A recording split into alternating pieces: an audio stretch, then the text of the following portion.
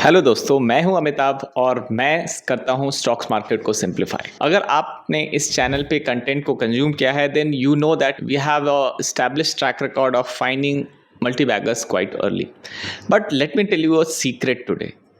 आज मैं आपसे एक नया मल्टीबैगर के बारे में शायद बात नहीं करूंगा, बट मैं एक ऐसी चीज़ के बारे में बात करने वाला हूं जो आपको एक नया आयाम देंगे। आपकी जर्नी में एक बहुत इंपॉर्टेंट माइलस्टोन बन सकता है ये वीडियो, अगर आप पेशेंटली इस वीडियो को पूरा कंज्यूम करने की कोशिश करते हैं, जो कि हम लोग 2 पार्ट में रिलीज़ करने वाले हैं। और ये topic of the video is how to find multibaggers using financial analysis. Why financial analysis? Warren Buffett ने एक बहुत इंपॉर्टेंट बात कही थी कि accounting is a language of business. And why language is important? Because even if you are a great cricket batsman, but if you don't understand full toss क्या होता है, जो आपको कोचिंग दे रहा है वो अगर फुल टॉस पे आपको बोल रहा है 6 मारना है, even though you know intuitively that you can hit this ball for 6, but explaining it that this ball was a full toss, you should go for the 6। ये एक्सप्लेनेशन के लिए मैंने एक जार्गन यूज़ किया, that is full toss. Cricket तो थोड़ा आसान है, जो हम लोग बचपन से सुनते आ रहे हैं, तो आपको ये बात समझ में आ गई। बट अगर मैं फाइनेंस की बात करूं तो history has been totally different. Historically finance एक ऐसा टॉपिक रहा है जो बहुत ही ज़्यादा कॉम्प्लेक्स दिखाया गया है। हालांकि अर्थशास्त्र जो है इंडिया में ही लिखा गया। चाणक्य ने सिंप्लीफाई किया कि अपने वित्त को, अपने धन को कैसे मैनेज करें, ये हमारी ही सोच थी, बट हम लोगों ने इसे बीच में सिंप्लीफाई करना छोड़ दिया। अभी हम लोग वॉल स्ट्रीट जर्नल पढ़ते हैं और हम बड़े बड़े इन्वेस्टमेंट बैंकर्स की बात सुनते हैं, and sometimes we end up buying what they are suggesting us to do, but we have forgotten our own language। हमें अपनी अंतर्दृष्टि हमने लूज कर दी। That was purely because we lost track of the language, and that language is accounting, that language is financial statement, and that language is financial understanding of the business। So आज इसी gap को touch करता हुआ ये एक podcast series है जो कि पार्ट है साधन मेंटरशिप प्रोग्राम का भी। तो साधन मेंटरशिप में मैं डे 1 पे ये कंटेंट डिलीवर करता हूँ, सो दैट जो मेरे मेंटीज हैं वो लैंग्वेज के बारे में श्योर हों, और जब मैं कम्युनिकेट करूँ उनसे तो वो उस लैंग्वेज को पिक करें, and then he can find multibaggers of their own. Mentorship की खास बात ये है कि ये ऑलमोस्ट 80% लाइव है। ऐसा नहीं है कि मैंने कुछ वीडियो रिकॉर्ड कर दिया और आप उसे ही देख रहे हैं, because investing is, as I said, every day आपको कुछ ना कुछ सीखना पड़ता है। Every day you have to evolve. So I will give you my best on that day in a live format. You go and hunt down new multibaggers for yourself, and that is my mission statement कि उस 6 महीने के course के बाद 7 महीने का course है, live India में हर वीकेंड इंटरेक्शन है, उसके बाद आप खुद एक बहुत बहुत अच्छे इन्वेस्टर बन के निकलेंगे, ऐसा मेरा मानना है, और ऐसे बहुत लोगों ने किया भी है। अगर आप एक ग्लिम्स देखना चाहते हैं तो आप learn.amitabhvatsya.com पे जाएं, एक ट्रायल लॉगिन क्रिएट करें, लिंक आपको मैं डिस्क्रिप्शन में दे रहा हूं, और वहां पे रेशियो एनालिसिस का एक मॉड्यूल है, उसमें जाकर के ROIC को हमने डिटेल में कवर किया हुआ है। वो वीडियो आप जरूर देखें, and then you can develop the flavour, the depth with which we do analyse, and then you can make a decision should you go ahead with the mentorship और not. So coming back to the topic of today, how to find multibaggers using financial analysis. Financial analysis will involve 3 statements and one important thing called ratio analysis. What are the 3 statements? First is profit and loss account, second is balance sheet, and third is cash flow statement. But आज इस video में मैं सिर्फ profit and loss account के बारे में बात करूंगा, because that is one of the most popular part. This may not be the most important part, but it is something which you should understand so that आप किसी financial analyst से या किसी बड़े इन्वेस्टर की बातों को समझ सकते हैं। Before we understand complex businesses, let's say Reliance और टाटा स्टील जैसी बड़ी बड़ी 100 साल 25 साल पुरानी कंपनियों को समझने से पहले हमें खुद समझना चाहिए कि हम भी तो पैसे अर्न करते हैं, हम भी पैसे खर्च करते हैं, जस्ट लाइक कंपनीज। सो एक आम फैमिली की फाइनेंशियल स्टेटमेंट की बात करें तो आमदनी और मुनाफा जहाँ रिकॉर्ड करते हैं उसको हम प्रॉफिट एंड लॉस स्टेटमेंट कहते हैं इन सोफिस्टिकेटेड लैंग्वेज। सो अगर आप एक फैमिली हो जो आप इस वीडियो को देख रहे हैं, तो आपकी एक सैलरी होती है, आपकी सैलरी, आपकी वाइफ की सैलरी, इन दोनों को हम ऐड कर दें तो वो हो जाती है आमदनी, इनकम। लेकिन जो आपने अगर घर लोन पे लिया है तो लोन की EMI, खाने का बिल, कपड़ों के खर्चे, और रेंट पे हैं तो रेंट ये सब एक खर्च है, एक एक्सपेंस है। तो हर महीने के अंत में आप देखते हैं, अगर मुझे 1,00,000 रुपया इनकम हुआ और उसके अगेंस्ट लेट्स से 60,000 का एक्सपेंडिचर हो गया, तो आपका मुनाफा जो हुआ 100 माइनस 60 यानी 40,000 हुआ। सो 40,000 इज़ योर प्रॉफिट। ये तो बहुत ही सिंपल है और इसमें जार्गन की ज़्यादा ज़रूरत नहीं है। बट जब कंपनीज जब इस चीज़ को करने बैठती है तो उनको बहुत सारे अकाउंटिंग लॉ के बारे में जानना होता है। तो हम उन अकाउंटिंग लॉ को अप्रिशिएट करेंगे थोड़ा सा, सो दैट वी अंडरस्टैंड कि ये टर्मिनोलॉजी क्या है। सो पहला टर्म जो आता है इस प्रॉफिट एंड लॉस स्टेटमेंट में, जिसे इनकम कहा जाता है। जब कोई कंपनी रिकॉर्ड करती है तो वो 2 तरीके के इनकम रिकॉर्ड करती है। One is income from sales and second one is income from other sources. तो इन दोनों इनकम को जोड़ करके वो कुल आय पे पहुंचती है, टोटल इनकम पे पहुंचती है। बट अनलाइक जो हमारा घर का हाउस होल्ड का जो बजट होता है या P&L होता है, उसमें एक्सपेंडिचर जो है होते हैं वो जो आपने एक्सपेंड किए वो उसी मोमेंट रिकॉर्ड होते हैं। बट कंपनीज के पास ये पावर है कि वो खर्चे अभी हों बट वो प्रॉफिट एंड लॉस स्टेटमेंट में किसी अलग समय में रिकॉर्ड हो सकते हैं। So I am just giving you a flavour of accounting rules. So चीज़ें थोड़ी सी कॉम्प्लेक्स हो जाती हैं। साथ ही साथ tax is also a complex thing. So tax का खर्चा, अदर एक्सपेंसेस, और आपने कोई परचेज़ की, ये सारे खर्चे जो हैं वो एक्सपेंडिचर साइड में होते हैं। तो total income minus total expense, that is the broad idea of company's profit and loss statement also, but there are new terms which I will talk about later. But first we understand the difference between a common man's P&L and a company's P&L. तो एक common इंसान जो है वो profit and loss statement कभी भी बना सकता है, वो 3 महीने का बनाए, 1 महीने का बनाए या 1 वीक का बनाए। बट कंपनी के लिए typically profit and loss account statement is a annual affair. So हर साल उन्हें एक प्रॉफिट एंड लॉस स्टेटमेंट बनाना ही होता है। जो एक इंडिविजुअल होता है वो अपने उस साल के खर्चे को ही उस साल के खर्चे में दिखा सकता है। बट जैसा मैंने कहा कि कंपनी के पास ये राइट होता है कि वो इस साल के खर्चे को आगे के साल के खर्चे में भी दिखला सकते हैं। साल जो आपने कैश में खर्च किया वो ज़रूरी नहीं है कि आपके प्रॉफिट एंड लॉस स्टेटमेंट में एक्सपेंडिचर में वो बुक किया जाए, because there are other things which will discuss this case when we get an example of this. So in short हो क्या रहा है कि अगर आप एक इंडिविजुअल हैं, आप एक प्रोप्राइटरीशिप फर्म में सिंगल प्रोप्राइटर हैं, तो आपके एक्सपेंस जो है वो it can not cross the year.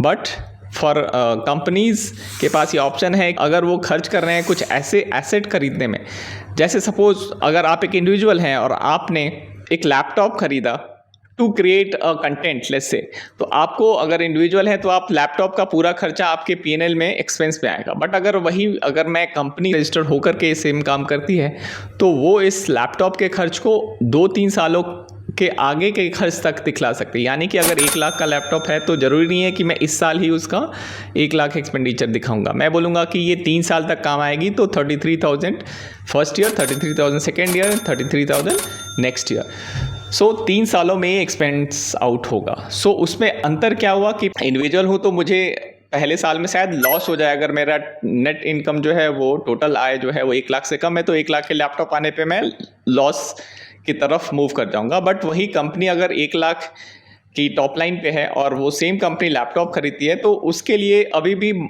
मौका है कि वो 70,000 तक का प्रॉफिट बुक कर सकती है, if laptop being the only expense. Just for example, इस एग्जाम्पल से मैं ये बताना चाह रहा हूँ कि क्यों कंपनियां फॉर्म होती हैं, because they get this advantage of extending their expenditure to the next year, and that is the magic of profit and loss statement. And इसीलिए P&L बनाया जाता है। मैं एक सिंपल स्ट्रक्चर आपको बताना चाहूँगा और फिर हम लोग एक रियल एनुअल स्टेटमेंट को देखेंगे। तो सबसे पहले रेवेन्यू 2 तरीके के होते हैं, ऑपरेटिंग रेवेन्यू और दूसरा होता है नॉन ऑपरेटिंग रेवेन्यू, और उनको सम कर देते हैं तो टोटल रेवेन्यू बन जाता है। उसके नीचे फिर आते हैं, तो खर्चे में अगर हम आए तो डायरेक्ट कॉस्ट, जो खर्चे किसी काम को करने में डायरेक्टली इन्वॉल्व होते हैं वो डायरेक्ट कॉस्ट हो गए, और उस काम को करने में अगर इनडायरेक्टली कोई चीज़, कोई रिसोर्स लग रही है तो वो इनडायरेक्ट कॉस्ट आ जाता है। और इसके अलावा कुछ नॉन ऑपरेटिंग कॉस्ट भी होते हैं जो कि जिनका ऑपरेशन से कुछ लेना देना नहीं है, जैसे कि रेंट। रेंट, आप अगर कंटेंट क्रिएटर हैं तो आपके लिए rent is a non operating cost. इन सब को हम ऐड कर देंगे तो हम टोटल एक्सपेंस पे आते हैं। फिर कुछ एक्सेप्शनल आइटम्स भी आते हैं जो हर साल अगर कोई नई चीज़ हो गई जो कि once in a blue moon होती है, वैसी चीज़ें जैसे Covid was once in a blue moon thing, उसके कारण अगर आपको लॉस हुआ तो वो एक्सेप्शनल आइटम में आता है। तो उन आइटम्स को सब्सट्रैक्ट करके आप प्रॉफिट बिफोर टैक्स तक पहुंचते हैं और फिर आप टैक्स पे करते हैं उसके बेसिस पे and you book your profit after tax.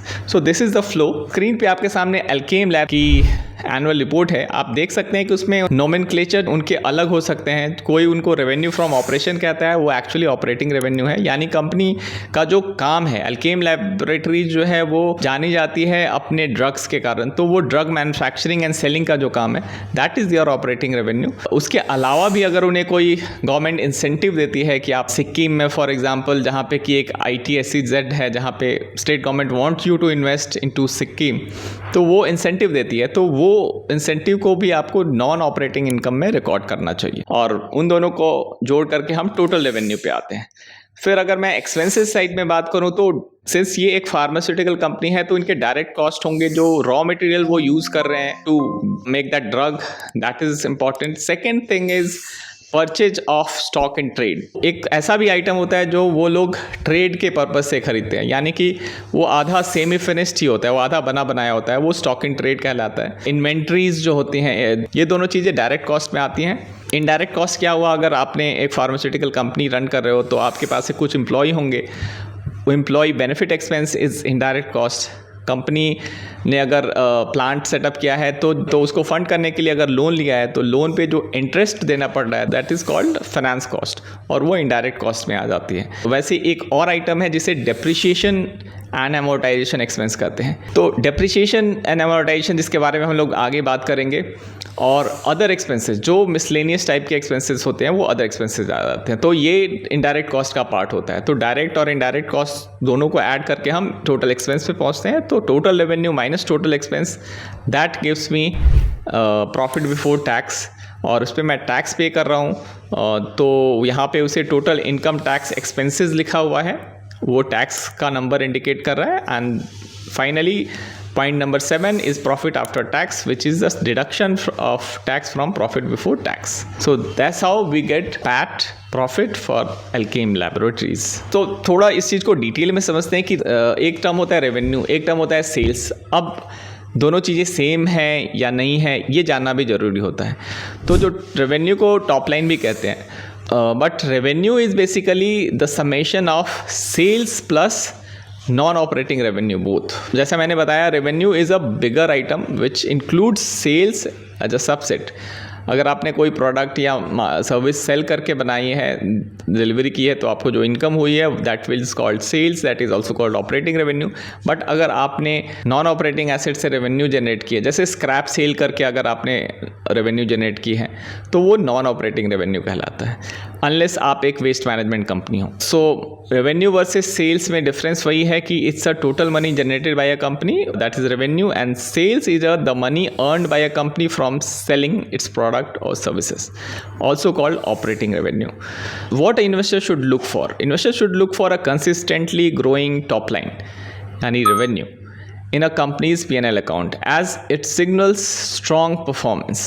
Then revenue के नीचे आता है operating revenue, which is a type of revenue. This is the money earned from company's core operation, and it for a product company like Alkem, it is number of products sold into sales price, and for a service company जैसे IT company है Infosys, उनके लिए number of services offered into sales price. So उनकी जो delivery हुई है services की, that is multiplied by sales price, and that gives the Infosys total revenue. आज जो हमने सीखा है that method is called bottom up investing. So bottom up investing में आपका स्वागत है। आशा है आपको अभी तक ये वीडियो इंटरेस्टिंग लगा होगा और आप कुछ ना कुछ सीख रहे होंगे। अगर आप फाइनेंशियल स्टेटमेंट को अच्छे से सीखना चाहते हैं, अगर आप चाहते हैं कि इस सीरीज में ऐसा पार्ट 2 हम लोग बनाएं, तो आप कमेंट में जरूर जाकर के P2 टाइप करें, तो मैं समझ जाऊंगा कि ऑडियंस यानी आपको इस टॉपिक पे डिटेल कवरेज चाहिए। Because unless and until we understand the language of finance thoroughly, तब तक हम लोग खुद से मल्टी बैगर स्पॉट नहीं कर सकते। और अगर आप जानना चाहते हैं कि दूसरा अप्रोच क्या है to spot multibaggers, then मैं आपको एक वीडियो का लिंक शेयर कर रहा हूं जहां पे मैंने टॉप डाउन बेसिस पे मल्टी बैगर ढूंढने की मेथड को बताया हुआ है। I hope to see you in part 2, but before that you need to type P2 so that we will work hard to make better quality video which you can enjoy for understanding the language of business, that is accounting. Financial analysis के बाद दूसरा major portion आता है, वो है business analysis. हम लोगों ने बहुत सारे businesses को simplify किया है and you have the opportunity to watch many stocks simplified by Sadhan. So do check out our playlist which is called multi-bagger projects. Link मैं description में डाल दूंगा. Please go and enjoy more such videos and come back to Sadhan, and don't forget to like and share our videos with your folks. Hope to see you in the next video, and तब तक के लिए देखते रहें साधन को।